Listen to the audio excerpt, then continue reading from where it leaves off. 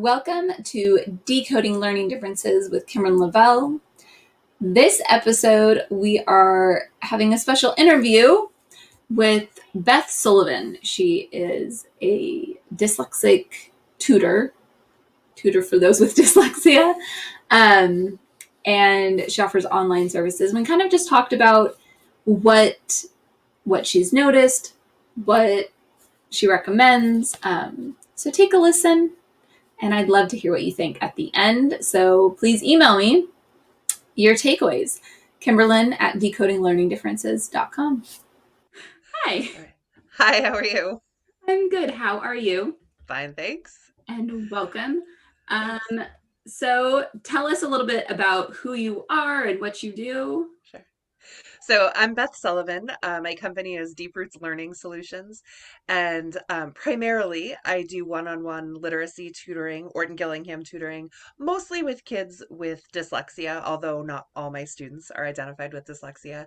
And I also support other tutors who are moving their businesses online. My tutoring has been almost all online for about 4 years, but then in the past year, there's been a huge growth in interest in online tutoring. And so I've started working with some other tutors as well as taking on more students myself. I have so many ways I want to go with that, but I'll start with give us an overview of what the OrtonGillingham is. Sure. So OrtonGillingham is not a program, it's a methodology or an approach. It is old, it dates back to the early 20th century, and it is multisensory, explicit, systematic instruction in phonics. So we start with the very basic building blocks of letters and sounds and very gradually introduce new sounds as students are successful with them. So the approach is also diagnostic, meaning that an OrtonGillingham tutor tries to pinpoint where the weakness is in a student's reading. So what is the sound they don't know, or what is the skill, like blending letters together to make a word that they don't know yet, and to teach that skill before we try to move on to higher level skills. So I work with students primarily one-on-one. My typical lesson is an hour, and it's usually focused on one concept. So it might be focused on one vowel team, one spelling of a sound, like the AI vowel digraph says A, and we read a bunch of words with A, and we read them in sentences, and we read them in lists, and then we spell them spell them as individual words, and we spell them in sentences, and then we read connected text. We read a page, a story page with that concept in it. So we really focus on that one sound, and those sounds accumulate over time. We keep reviewing to help the student overall become more fluent. Excellent. Again, I have so many directions I want to go. I kept wanting to go deeper at that. But first, let's back up and talk a little bit more about dyslexia. You mentioned you work with students with dyslexia and also students who have not been identified as dyslexia. So what is your working definition of dyslexia? Oh, okay. So the definition I was trained with is the International Dyslexia Association's definition. And dyslexia is a phonological, um, it's a condition that affects the phonological knowledge of language. So the ability to hear and distinguish and produce sounds in words. And because we have an alphabetic language in English, we need to know the sounds represented by the letters to read and spell it. And so it's a deficit in that area that impacts it can impact oral language. So kids can have trouble reproducing a multi-syllable word. Some of the kids that say Paschetti and then don't get over it when the other toddlers stop saying Paschetti. It can also impact reading accuracy for sure, but also reading fluency. Some kids figure out other ways. They're able to remember a lot of words and they're able to get by, but down the road, it really affects their fluency and it affects their ability to read words they haven't seen before. So when they get to middle school and they're given a history book to learn from, or they're given a science article to read, it also affects spelling, and it can affect written expression overall, because if you're not sure how to spell that right word that you want to say, you pick something else that might not be as precise, or you just don't write as much as your classmates because it's hard and you're fighting for every sound. So it can impact overall written expression in that way too. Excellent. I think that's a very good overall description. I always have a hard time fully explaining it, so I really like that. That was good. Okay, so you use Orton Gillingham to work with dyslexia. Another approach that I've heard about, and honestly, in my own experience, I've seen a lot less success with, is like the online programs. Have you seen students who've used that at all? Um, well, I mean, there are a lot of different online programs. I think some of them are better than others. I know my local school uses Lexia, Yeah. um, Lexia Core 5, and that has some benefits. The instruction, I think for most typically developing readers, it's enough. What I notice is sometimes kids have trouble getting past a level for a reason that's not related to what they know about sounds. So I've worked with some kids who couldn't get through a level and couldn't get on to practice the things they really needed because they were impulsive clickers. And Yeah. so the, I think that some of those systems are good, but they really need to be supported by a knowledgeable adult who's really doing the pull-out lessons that are recommended by the program, or who's really there to support the way the child's using the program. My own child figured out that if he gives enough wrong answers in a row, it goes to this really fun and easy puzzle. And I was sitting next to him one day and saying, "You know what the name of that letter is. Why do you keep clicking the wrong one?" And he said, "Watch this." And showed me that he got to go to this great little matching puzzle if he did it. And I said, "Oh man, okay." So the system is not working as intended. So I think that's the downfall. I think um, Lexi is the one I'm most familiar with, and it can have great benefits, and it can give kids specific and targeted instruction that is more what they need than even what the teacher's small group is teaching. So it can help students practice just the right thing if we're really careful about the way we set it up and use it. Yes.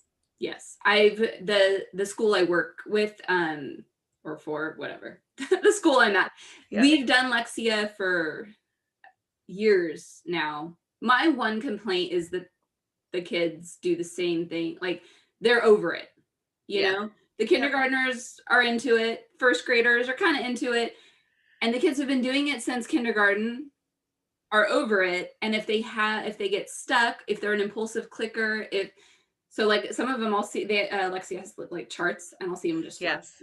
And Yep. but I agree, there is a lot of it does have a lot of good pull out stuff and like little mini lessons. It's a good first attempt. Yes. But I think it's part of a comprehensive system of intervention, and it's not the right intervention for everyone. And if you're Yeah. seeing that they're not making progress with that intervention, the answer is not more of that intervention, which is something I've Right. seen some schools do. Yeah. For Need sure. to double up that Lexia time because Yes. Yes. That has been my complaint. Is yeah, no. A lot of a lot of the students that I see struggle the most really need the one-on-one multi-sensory that the Orton Gillingham provides. yeah. Um so you basically are all dyslexic because I work with a variety of disabilities. So it's interesting to hear from you. I want to know like what's what's the most surprising thing that you found about kids with dyslexia?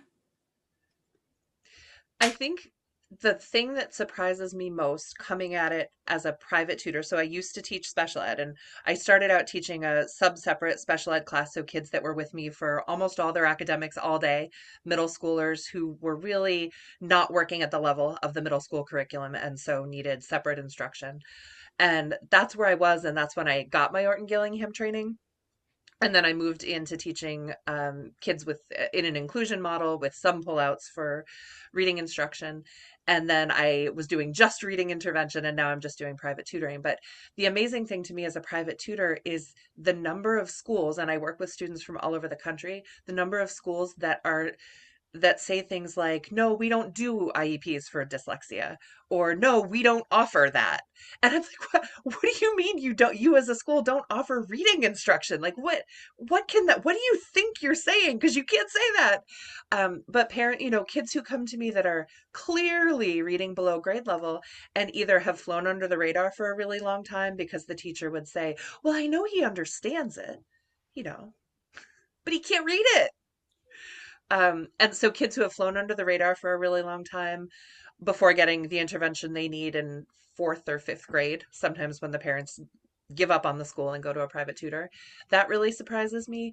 And also lack, the lack of awareness of dyslexia and of the science of reading among teachers shouldn't surprise me anymore, but it does. I look at some of the homework assignments my kids have, or I'll have an email conversation with a teacher and ask how I can support the students in their schoolwork, and they'll say, "Oh, just read with him plenty. He just needs to read more." He doesn't just need to read more. He has dyslexia. He needs something very different from that. So I think that surprises me a lot, is the disconnect between what students really need and what science tells us they need, and what the school believes or communicates to the parents. Yes, I agree with a lot of that. I'm disappointed by things that I see. And working in the schools, yeah, like there's some that are amazing, and then there's others that are not so amazing, and it Yes. is disappointing and frustrating. Um, Going with, I'm thinking about the students who are struggling. The parents are coming to you. Do you ever get students who are being homeschooled? Some, yep. Some. I more this year. Some of them are being homeschooled because they struggled so much in school, and some because of the academics, and some for other reasons. And some are being homeschooled, it's a change for this year because just online instruction through the school wasn't right for them. So, I think it's a mix. I have one I have one homeschool family they're new to me, but they've been a long time homeschool family just because it fits with the way they travel and the things the girls are doing. But other than that, it's mostly about the fact that what the school can offer, especially in 2020 or 2021, has not been a good fit for the way they need to learn. So they're we're still doing online instruction. So it's not that they can't learn on the computer, it's that they can't learn in this sort of watered down way that teach because teachers are all trying to learn how to teach through this. um I lost that word. The teachers are trying to learn how to teach through this system rather than being having kids in front of them and being able to quickly pull a small group. Right. So Yeah, one thing I've noticed is it's a lot harder to be multimodal because you right. only have visual and auditory on a screen. So that was the other thing that I was really curious about, is how are you able to make it multimodal digitally? So um I don't use a lot of the same things that a lot of the in-person tutors do. And part of that is when I started offering Orton Gillingham online, I wasn't comfortable offering it to the youngest learners. I think one of the hardest things to teach over Zoom is letter formation. So even though I can draw on my screen and I can model letter formation, if they don't already have a good sense of it, they're not going to learn it from watching me do it. And some tutors are doing it successfully, but I think that that's one of the hardest things to do over the computer. So I focus on teaching older learners who have some knowledge base in that area.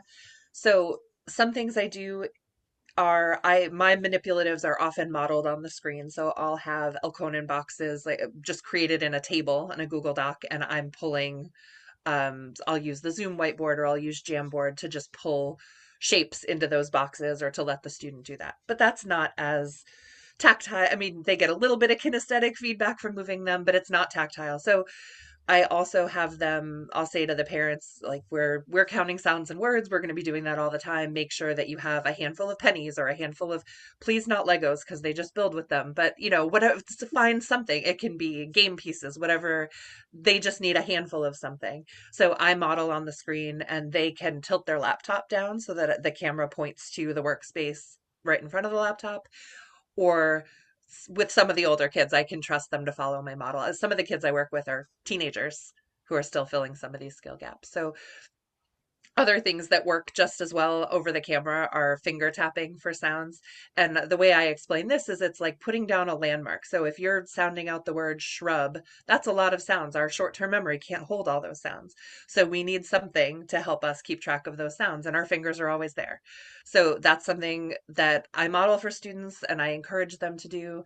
They still get up and skywrite their letter. So when we learn a new letter, they skywrite. And also in the classroom, I might have different textured surfaces that they write on with their finger.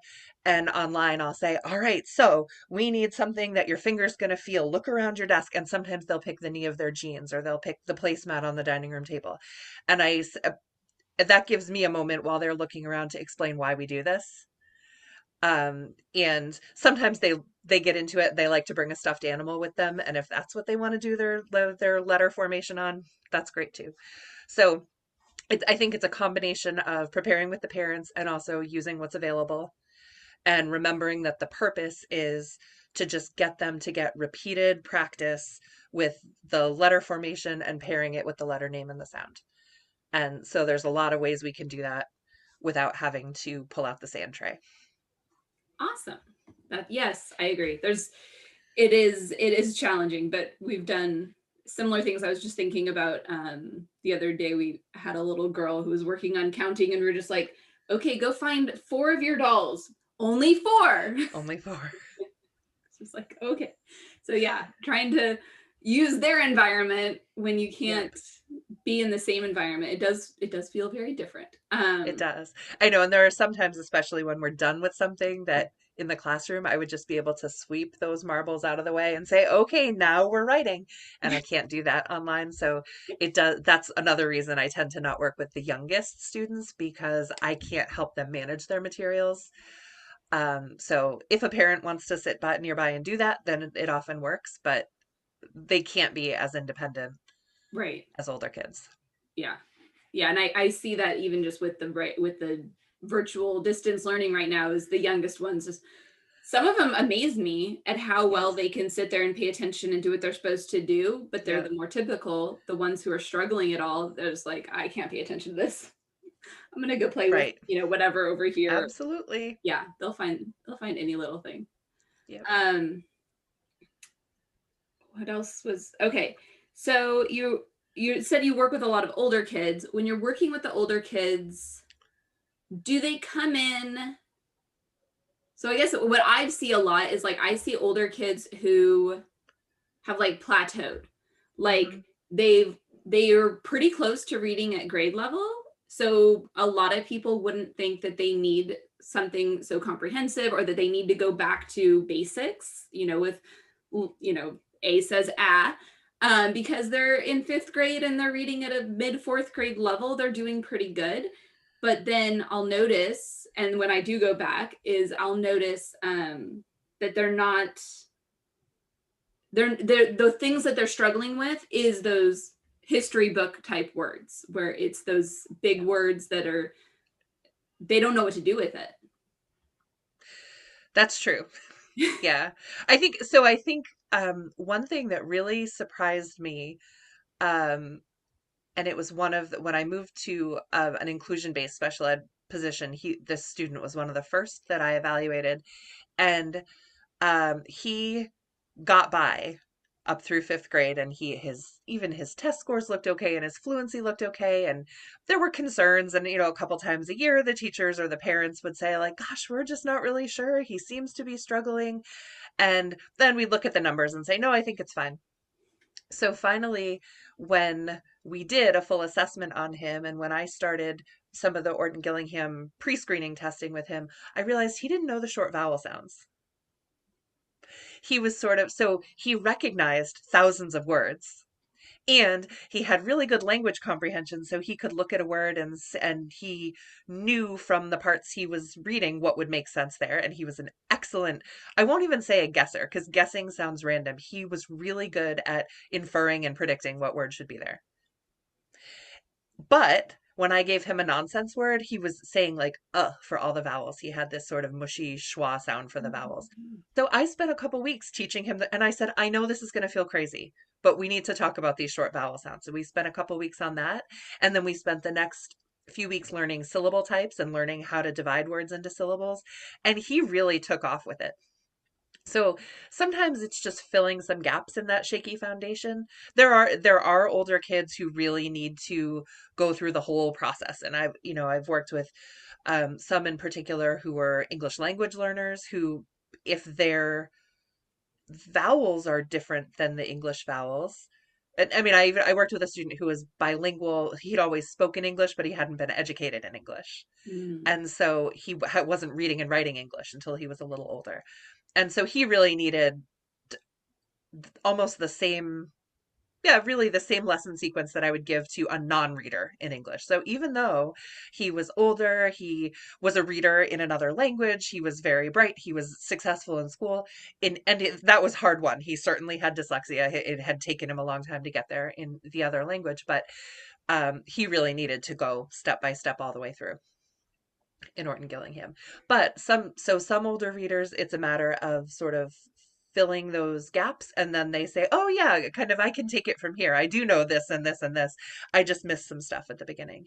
And those things tend to be vowel sounds and syllable stuff. So knowing how to chunk a word into syllables. And then we can start talking about morphology, because then if you can teach a prefix or you can teach a suffix that helps with both sounding out the word and knowing the meaning of the word, that can be really powerful. And that's what I think they need when they get to that sort of textbook level. Yes, yes, I agree with that so much. I don't know if you've used it ever. There's a program that I use with my older kids called Rewards. Yes. So that Yeah. one, and I had a group of sixth graders that we were doing that last year, and I was like, short A. Remember, like A says like kindergarten. Come on, guys. Yeah. But it's exactly what you're saying. It was like, and it was like 8 of them, and they were all like Ah, other stuff or repeating whatever one said. It was like yeah. they didn't really truly know in a way that they were confident with, and I was like, really? Okay. I thought that was going to be like Yeah. embarrassingly low for them, and Right. because they were all not horribly low readers. You know, they were Right. sixth graders that were reading within 2 years of their grade level. So the Yep. lowest ones were at like a fourth grade reading level. They weren't kindergarten readers. They weren't, they tested decent, like you're saying. Like, so sometimes those scores can be a little, I can't think of what I think. They're not, they don't tell the whole story. That's true. And I think unfortunately schools, because they're the tools they have and they're the screening assessments everybody gets, schools want to make them mean that there's no problem. Yeah. Like, oh, he can read 100 words a minute. There's not a problem. But well, okay, which words? Right. And I've had kids that read 130 words in that minute, but 30 of them were wrong. And they still, Yes. so that's a problem. That's an accuracy problem. But I've schools, never I been a think, fan of the words per minute.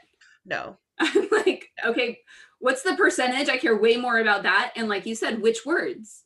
Right. Where are they messing up? Because if they're messing up the and a because they're just like kind of skipping over it, I Yeah. don't care as much as if they get every single word that they've never seen before wrong and they don't know what to do with it, or if they're guessing things that don't make any sense, because then there's a Right. comprehension issue too. Like, Right. yeah, I completely agree that like, what are they getting wrong? I don't care how fast they can read. Nope.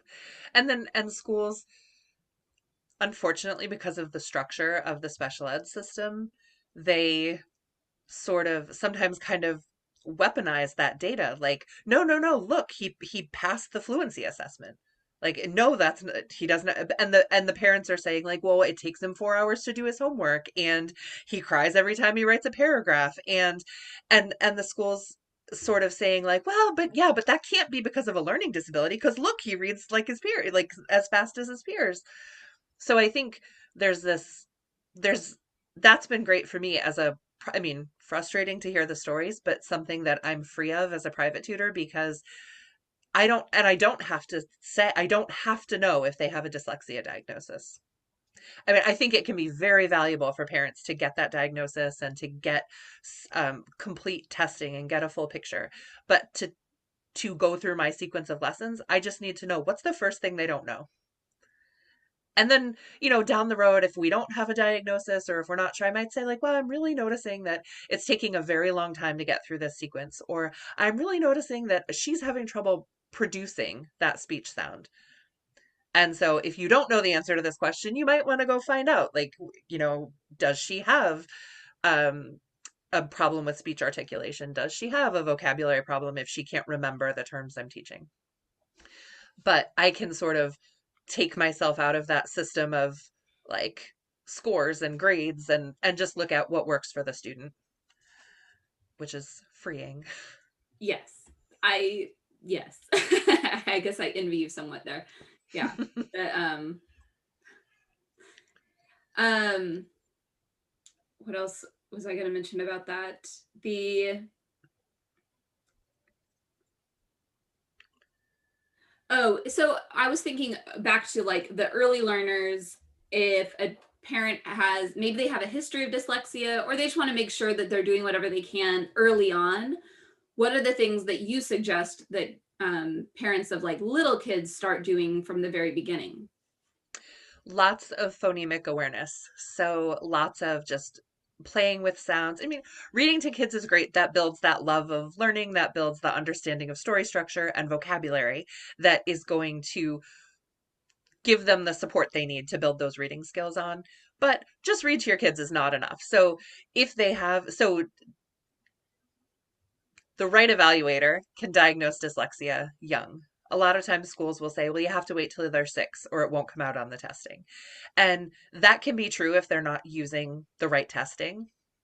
There are ways, and a good evaluator can figure it out earlier. So that can be, if you have a clear family history, and early diagnosis can be really beneficial. If you have concerns and you just want to kind of do the right things at home, lots of phonemic awareness. So lots of rhyming games, rhyming songs, nursery rhymes at the early stages. And then did a lot of we already played a lot of I Spy, but when my son got to be about 4, we started playing it more with sounds. So it kept us busy in restaurants, but I'd say, like, okay, so instead of I spy something blue, I would say, I spy something that starts with mm. What do you see in that restaurant that starts with mm? And getting him to think about, and he'd say, like, gum. Okay, but does gum have at the beginning? G. And so thinking about the sequence of sounds and thinking about what sounds he hears really helped. Yeah, I love that. There, Great. that was a lot of fun. And then there are some, like the Florida Center for Reading Research has a lot of printable games for phonemic awareness too, that I recommend to families for reinforcement of those phonemic awareness skills. Excellent. Yeah. Perfect. All right. Is there anything else that you want people to be sure to know about dyslexia in general, or helping kids who are struggling with maybe with reading in general if they don't know if it's dyslexia?